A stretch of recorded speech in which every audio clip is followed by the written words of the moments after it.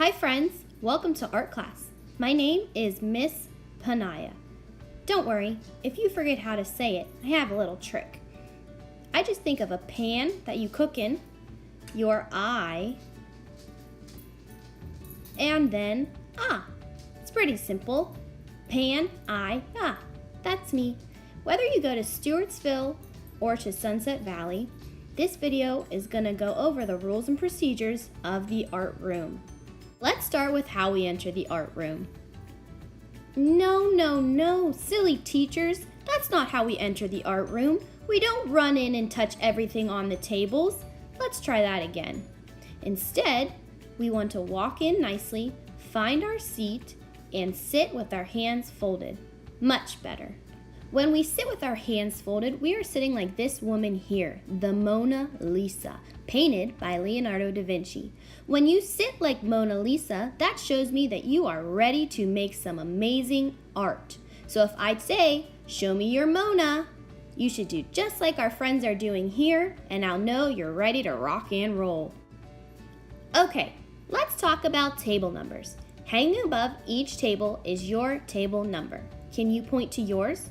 Make sure you remember which table you sit at, because not only does it show you where you sit, but I will use that to call you for different things throughout art class.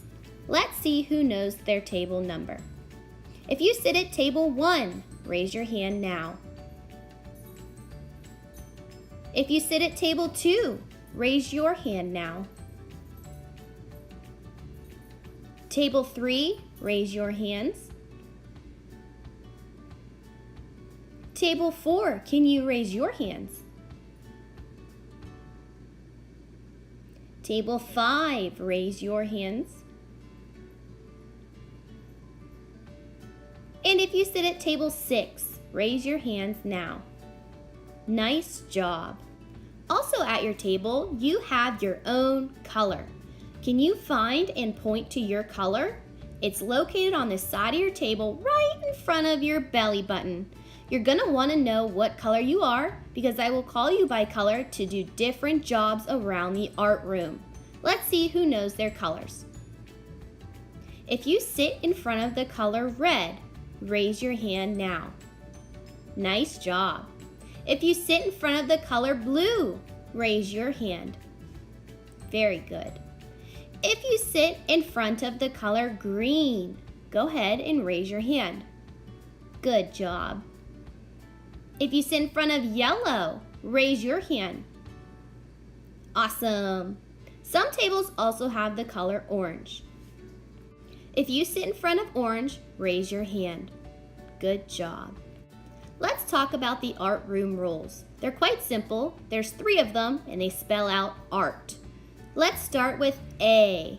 A stands for aim. Aim for your best and to do right. As long as you try your best, that's all I can ask for.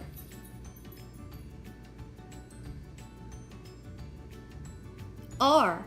R stands for respect. Respect yourself, your friends, and the art room.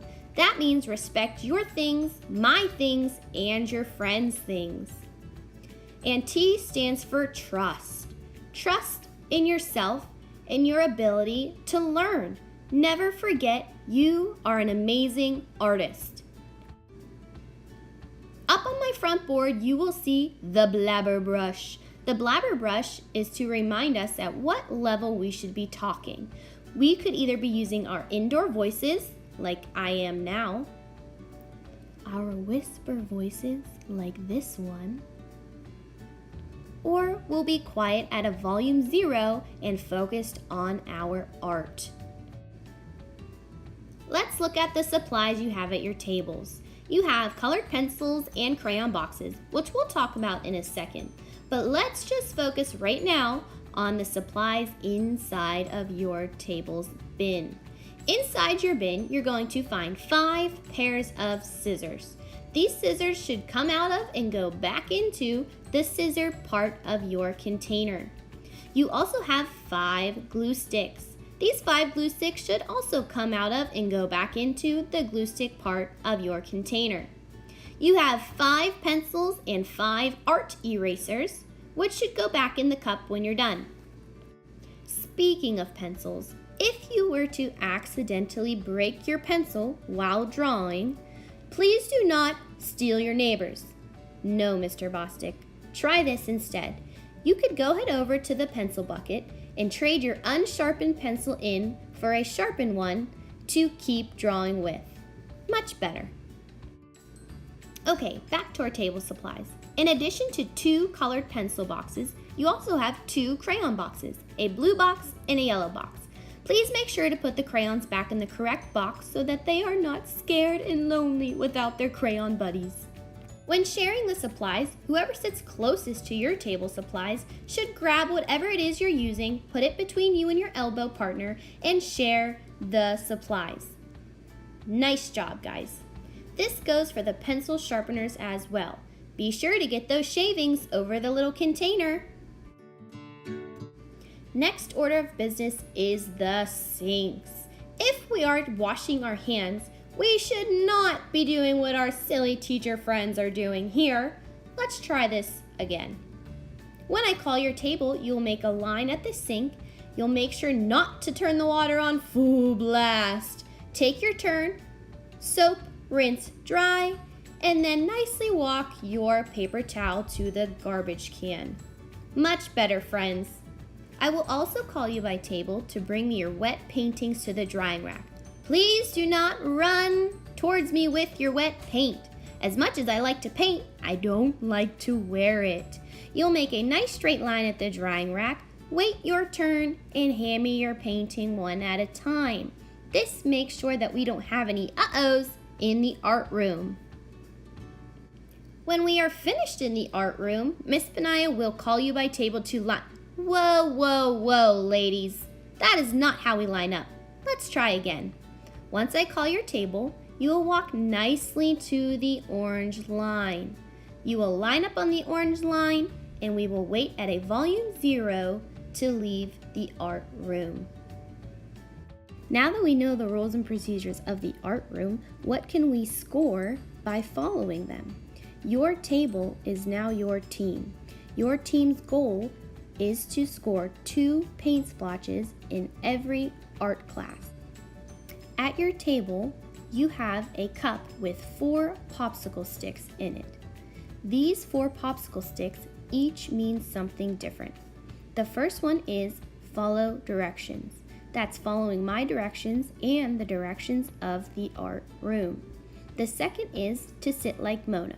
Make sure you're sitting like Mona when you're supposed to.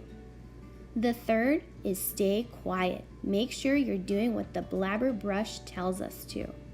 And the fourth is clean up. When I say to clean up, make sure you are doing it quietly and efficiently. If your team is not following the rules and procedures of the art room, you may lose a popsicle stick. You could lose up to all 4 popsicle sticks if you're not following the rules and procedures. If your team does follow the rules and procedures of the art room, you could keep all 4 of your popsicle sticks. If you have all 4 of your popsicle sticks at the end of art class, your scorekeeper will put 2 paint splotches on your scoreboard. At the end of each art class, your scorekeeper will count up your sticks. If you have 4 sticks, you earn 2 paint splotches on the scoreboard. If you have 2 or 3 sticks, you've earned 1 paint splotch on your scoreboard. If you only have 1 stick left, you don't get any paint splotches for that art class. And if you have no sticks left, then your team loses a splotch. Whichever team in your classroom has the most paint splotches at the end of the 9 weeks gets to choose one of these pictures to have painted on their face. Over on my sideboard, you will find the learning targets for each grade. Under your grade, you will find the learning target for the day, as well as any vocabulary we are learning and any artists that we are talking about. So if I say, who remembers the artist's name we talked about last art class, this is where you'll be able to find that artist. You will also be able to see an example of the project we are making. You will also want to bring in an art shirt for when things get a little messy in the art room.